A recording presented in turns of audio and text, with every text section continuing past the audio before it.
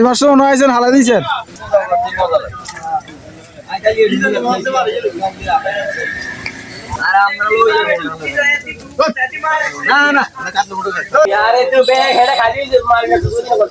Hello দর্শক বন্ধুরা, আজকে আমি আপনাদেরকে এমন একটি জায়গায় নিয়ে আসছি, সেটি হচ্ছে গাজীপুর মানিকরাজ ব্রিজ সংলগ্ন।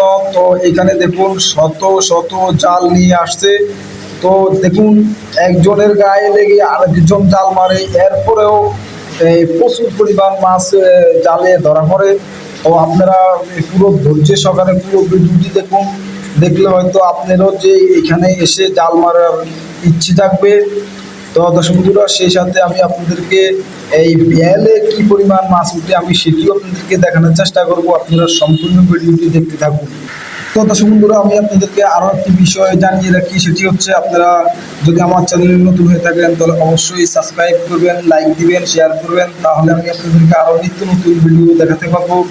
এছাড়াও আপনাদের কোন ধরনের ভিডিও ভালো লাগে অবশ্যই আমাকে কমেন্টে জানাবেন, আমি চেষ্টা করব আপনাদের এই মনের মতো ভিডিও দেখাতে। তো দর্শক বন্ধুরা, আপনারা সম্পূর্ণ ভিডিওটি দেখতে থাকুন। সেই সাথে আরও একটি বিষয় আপনাদেরকে জানিয়ে রাখি, আপনারা কোনো বিষয় যদি জানতে ইচ্ছে হয় তাহলে আমার নাম্বার দেওয়া থাকবে, আপনারা অবশ্যই নাম্বারে যোগাযোগ করবেন।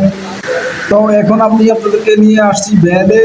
তো দেখুন বেয়ালে যেই পরিমাণ মাছ উঠে, তো দেখুন আপনারা এই ভরে ভরে এই মাছ ওনারা তুলতেছে এবং বিক্রি করতেছে।